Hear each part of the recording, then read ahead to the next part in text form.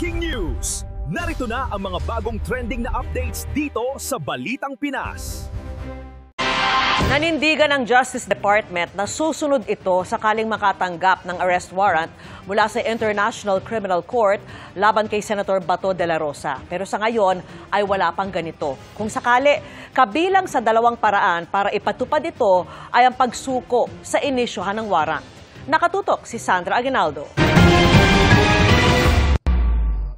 We have not seen nor received any copy of this ICC warrant of arrest. Ito ang nilinaw ng Department of Justice matapos sabihin ni Ombudsman Jesus Crispin Remulla na may warrant of arrest na ang International Criminal Court para kay Senador Bato de la Rosa.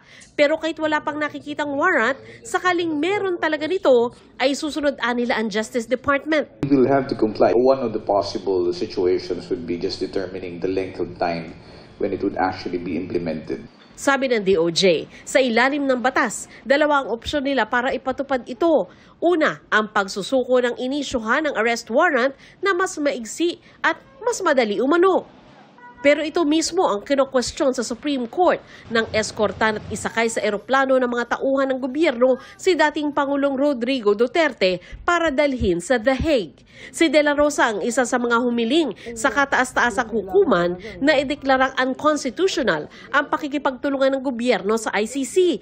Lalo't hindi na anya miyembro ng ICC ang Pilipinas. Ayon sa DOJ, hihintayin nila ang desisyon ng korte. We want to be more circumspect in any action that we will be taking. Even if we may not be part of the ICC anymore, there is still that principle of reciprocity that governs between relations among nations, and in fact, reciprocity and comity. Kung extradition naman, hindi ito agad-agad maipatutupad at dumadaan din daw sa korte. Kabilang sa mga argumento kontra dito ay hindi naman bansa ang ICC para humiling ng extradition. Ganun pa man, pinag-aaralan daw nila ang lahat ng pwedeng hakbang. At yan ang mga nakakagulat na mga topic ngayon. Mag-comment ka kung meron kang nalalaman.